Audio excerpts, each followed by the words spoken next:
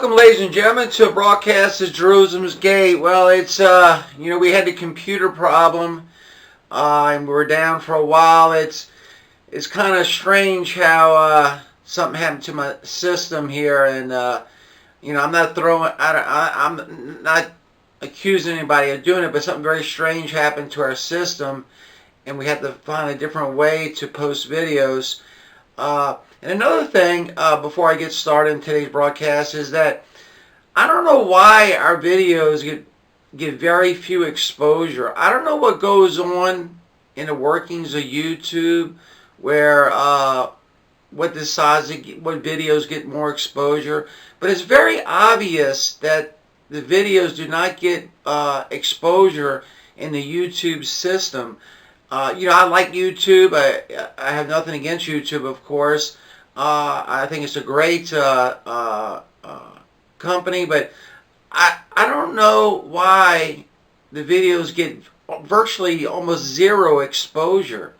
But I'm going to keep preaching because it's in my heart, and the Lord led me to this to preach. So I'll keep preaching and let the powers that be decide how much exposure the videos get. But on to the topic. Okay, we had the assassination of Soleimani of Iran. Okay, now Iran has vowed retaliation. Just recently, it vowed retaliation. Now, we know some strange things have been happening in Iran with explosions and such like that. Is that the working of an exterior force? I don't know the answer to that question, but some strange things are happening in Iran. Now, we know that Iran wants to be a nuclear-powered country. They in their own opinion, they feel they need to balance the powers, because Israel, of course, is a nuclear-powered country, and Iran wants to balance the powers. The key difference there is Israel is very responsible for their nuclear weapons. They would not use nuclear weapons unless it was a last ditch, if their country depended upon it. I mean, a last process or last decision before, God forbid, the country would fall. We know Israel will never fall because the mighty God of Israel protects Israel.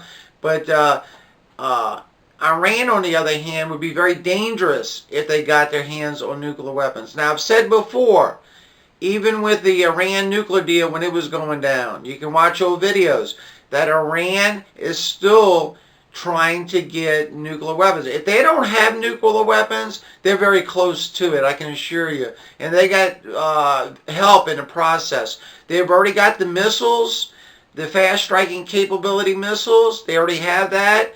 And all you need is a nuclear warhead on top of that missile, and you have yourself a very powerful country. Now, we all know the reality of the situation is, once a country becomes a nuclear-powered country, especially if they have quick strike and missile capabilities, ICBM, stuff like that, then other countries deal with them totally different. That's just the facts, ladies and gentlemen. If Iran ever gets nuclear weapons, and they're on the march, I can assure you, if they don't have them now, I can assure you they're close to them. The whole picture changes on how you deal with Iran. That's just the facts of reality. Now, what is the next step? Well, I think in this video you're going to watch, and I-24 gets all the credit of this video, I think Israel needs to quit going at fighting these proxies of Iran and go straight to the head, and that's Iran. No, now I'm not indicating war here, but I'm saying Iran is basically fighting Israel through proxies in Syria and such like that. Iran is spread its tentacles throughout the East and has their hand in many jars in the East, and they're a direct security threat. Their leaders have proclaimed the destruction of Israel.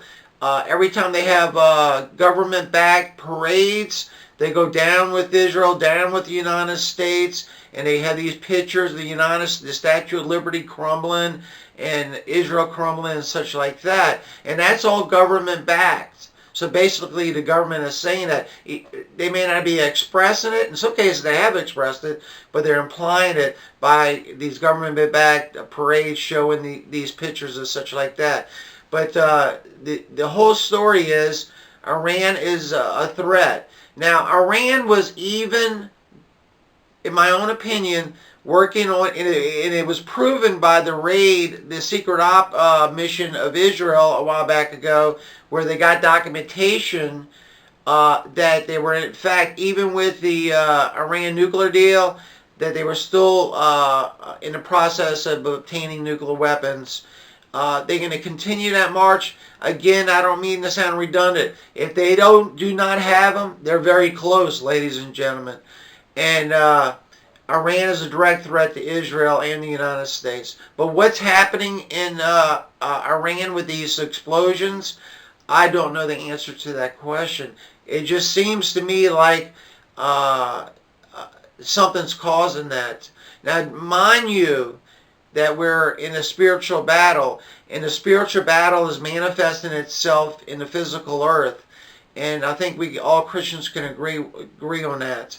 But with that in mind, here comes a video. Again, I-24 gets all the credit of this video. We love you. Watch the video very closely. It's very important. Thank you. It's still not clear who was behind the sabotage, as Iran is calling it, but many reports indicate that Iran's longtime enemy, Israel, could be responsible. And at the same time, Supreme Leader Khomeini says Iran still hasn't forgotten about the assassination of Revolutionary Guards leader Qasem Soleimani, and is going to strike the U.S. in revenge.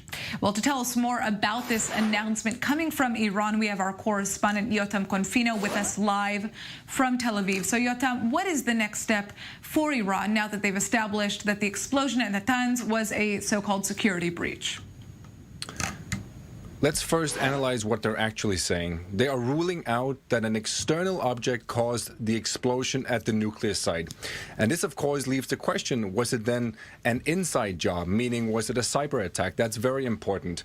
And secondly, they now need to figure out who was behind this. If it was indeed a security breach, it was probably done by an external factor, meaning another state. And they now have to announce who they think was behind this. And as you said, it could be Israel or it could be the United States.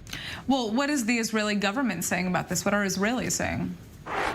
So the Israeli government is still very silent about it. They're not saying anything, but the opposition lawmakers are hinting at different things. In fact, we had the former defense minister, Naftali Bennett, who spoke to I-24 News earlier, and he had this to say about Iran in general and Israel's strategy.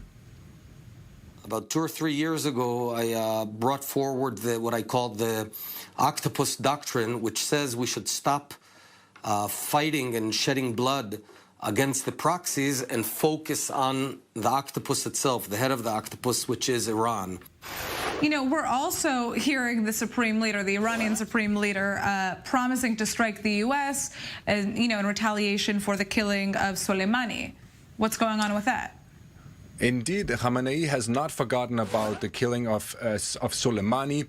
He indeed wants to revenge the killing of Soleimani, and it's just a question really now, how will they do it?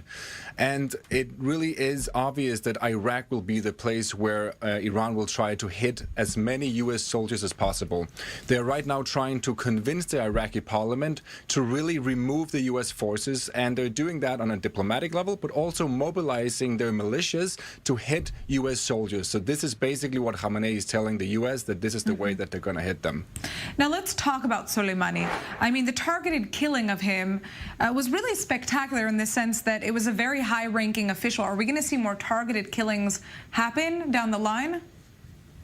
I think so. I think this really set a precedent for future assassinations, and a state like Israel, which has carried out several targeted killings, will look at this and analyze it and really figure out if it's possible for Israel also to carry out such high-level assassinations in the future. Normally, Israel assassinates Hamas leaders.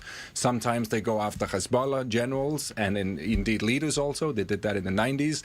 So, but somebody like Soleimani is a completely different level. It's a different game.